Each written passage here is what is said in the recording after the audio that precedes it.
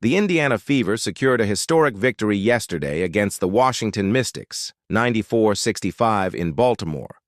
A game that not only secured the team's place in the WNBA playoffs, but also symbolized the maturation of a young squad that is already showing its readiness to compete at a high level. After a difficult few years, the Fever returns to the postseason and does so with authority despite a season that seemed poised to derail from the get-go due to key absences and injuries.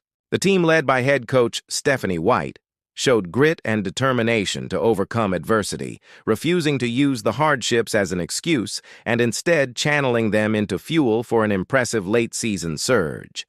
From the opening whistle, it was clear that the Fever weren't there just to compete, but to dominate. The first half already demonstrated the team's aggressive approach, which capitalized on every Mystics mistake.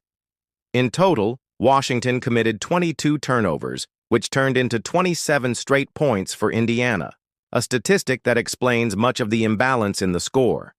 With this defensive consistency, the Fever paved the way for quick transitions and easy baskets, imposing a pace their opponents couldn't keep up with.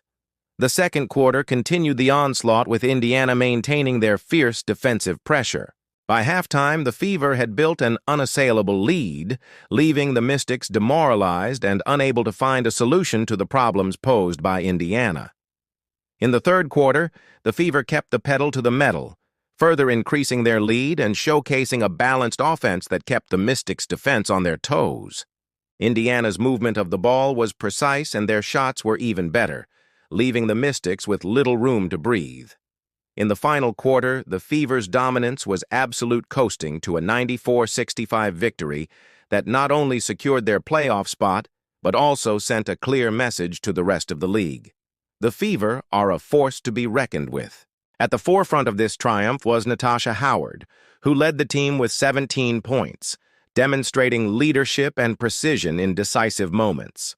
Alongside her, Aerial Powers also shone, contributing 15 points, 6 rebounds, 4 assists, and 2 steals, proving to be a key player in the team's consistency on both ends of the floor. Another standout was Shea Petty, who had an impeccable shooting performance, scoring 13 points on 5 attempts, including 3 three-pointers that ignited the team in the third and final quarter. In the paint, Aaliyah Boston was once again decisive, recording a double-double of 12 points and 11 rebounds, along with 5 assists. Her physical presence and reading of the game gave the Fever not only defensive stability, but also offensive fluidity. This combination of talents made the team extremely balanced throughout the 4 quarters, demonstrating that Indiana doesn't rely solely on a single player, but rather on a well-tuned collective machine. On the other side, the Washington Mystics tried to remain competitive in the first 2 quarters, but succumbed to the Fever's surge after halftime. The third quarter was devastating for the Mystics, who scored just 9 points in 10 minutes, while Indiana surged forward and virtually sealed the match. The lead reached 33 points at one point, reflecting the gulf between the two teams in that game. Despite the loss, it's worth highlighting the performance of Sonia Citron, who scored 17 points, and also broke a franchise scoring record this season.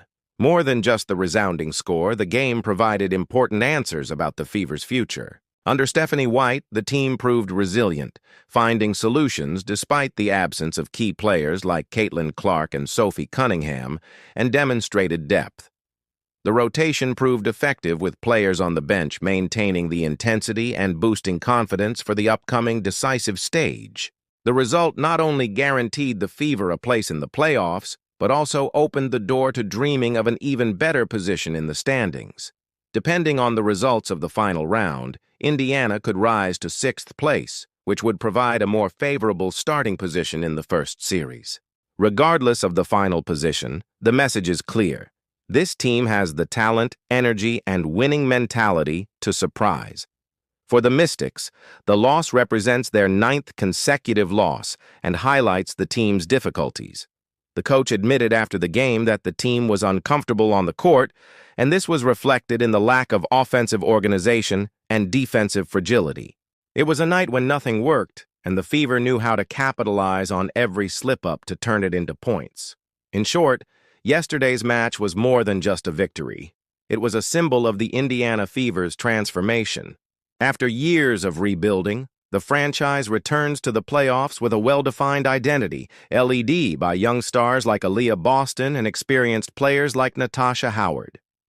What we saw in Baltimore was a complete team capable of adapting and imposing its style of play. And if the Fever continues this trend, it won't be surprising if this postseason marks the beginning of a new golden era for Indiana basketball.